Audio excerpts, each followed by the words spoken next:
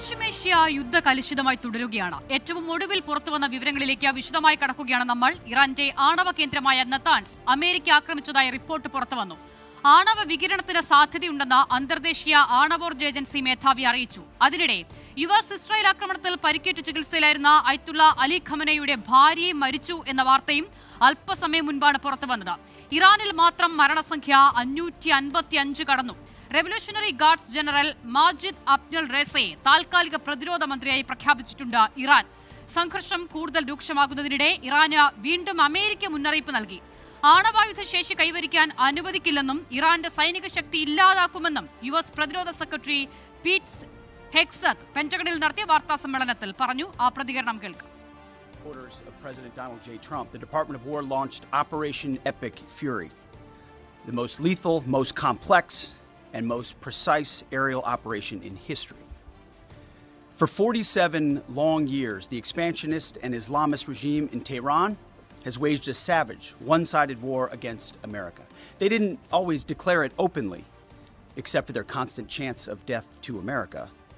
They did it through the blood of our people. Car bombs in Beirut, rocket attacks on our ships, murders at our embassies, roadside bombs in Iraq and Afghanistan, funded and armed by Iranian Quds Force and IRGC killers. My generation of veterans carry the names of brothers who never came home. Brothers butchered by Iranian-backed roadside bombs and well-armed militias, thousands of our own. We didn't start this war, but under President Trump, we are finishing it. Their war on Americans has become our retribution against their Ayatollah. മധു കൊട്ടാരക്കര ന്യൂജേഴ്സിയിൽ നിന്നും വിവരങ്ങൾ നൽകാനായി ചേരുകയാണ്. മധു, pentagon വാർത്താ സമ്മേളനം അത് ഈ മണിക്കൂറിലെ ഏറ്റവും പ്രധാനപ്പെട്ട വിവരങ്ങൾ കൂടിയായിരുന്നു. ആക്രമണം തുടങ്ങിയത് തങ്ങളല്ല, പക്ഷേ നിർത്താൻ തങ്ങൾക്കാകും എന്ന് പറയുന്ന അമേരിക്ക അതേസമയം തന്നെ ഇറാന്റെ സൈനിക ശക്തി ഇല്ലാതാക്കും എന്നുള്ള പ്രഖ്യാപനം കൂടി നടത്തുന്നുണ്ട്. സ്വാഭാവികമായും ഈ യുദ്ധം ആരംഭിക്കുമ്പോൾ അമേരിക്കയുടെയും ഇസ്രായേലിന്റെയും ലക്ഷ്യം അത് തന്നെയായിരുന്നു എന്നുള്ളത് നമുക്കറിയാം. അപ്പോൾ ഈ വിഷയത്തിൽ ഇനി ഇറാൻ ഏത് നിലയിൽ പ്രതികരിക്കും എന്നുള്ളതും പ്രധാനമാണ്. എന്തായാലും അമേരിക്ക അവരുടെ നിലപാട് അതിശക്തമായ ഭാഷയിൽ തന്നെ വ്യക്തമാക്കുകയാണല്ലേ? അമേരിക്ക വളരെ ശക്തമായ രീതിയിൽ തന്നെയാണ് സംസാരിക്കുന്നത്. പെന്റഗണിൽ നിന്ന് വരുന്നത് ട്രംപിന്റെ ഭാഷയിൽ നിന്നുള്ള സംസാരം തന്നെയാണ്. കൂടുതൽ സേനയെ പശ്ചിമേഷ്യയിലേക്ക് അയക്കുന്നു എന്നുള്ള റിപ്പോർട്ടുകളും വരുന്നുണ്ട്. ഒരു വശത്ത് അങ്ങനെ നടക്കുമ്പോൾ ഇപ്പോൾ റോയിട്ടേഴ്സ് പുറത്തുവിട്ടിരിക്കുന്ന വാർത്ത അമേരിക്കൻ രാഷ്ട്രീയ മേഖലയിൽ വലിയ വിവാദമായിരിക്കുകയാണ്. അമേരിക്ക ഇറാൻ സംഘർഷത്തിൽ നിർണായക വെളിപ്പെടുത്തലാണ് ഡൊണാൾഡ് ട്രംപ് ഭരണകൂടത്തിലെ ഉദ്യോഗസ്ഥർ അല്ലെങ്കിൽ പെന്റഗണിലെ ഹൈറപ്സ് നടത്തിയിരിക്കുന്നത്.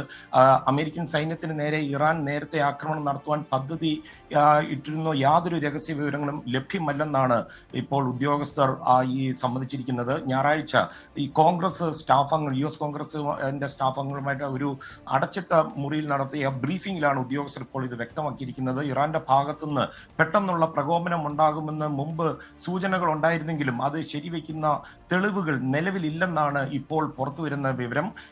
ചർച്ചയിൽ പങ്കെടുത്ത 2 ഉദ്യോഗസ്ഥരെ വെച്ചിട്ടാണ് റോയിട്ടേഴ്സും അതുപോലെ മറ്റു മാധ്യമങ്ങളും ഇപ്പോൾ ഈ വാർത്ത ബ്രേക്ക് ചെയ്യിപ്പിക്കുന്നത്. സൈനിക നടപടികളുമായിട്ട് ഒക്കെ മുന്നോട്ട് പോകുന്നതിനിടെ ഈ ട്രംപ് ഭരണകൂടം നേരിടാൻ പോകുന്ന വലിയ രാഷ്ട്രീയ ചോദ്യങ്ങൾക്ക് ഈ വഴി തുറക്കുകയാണ്.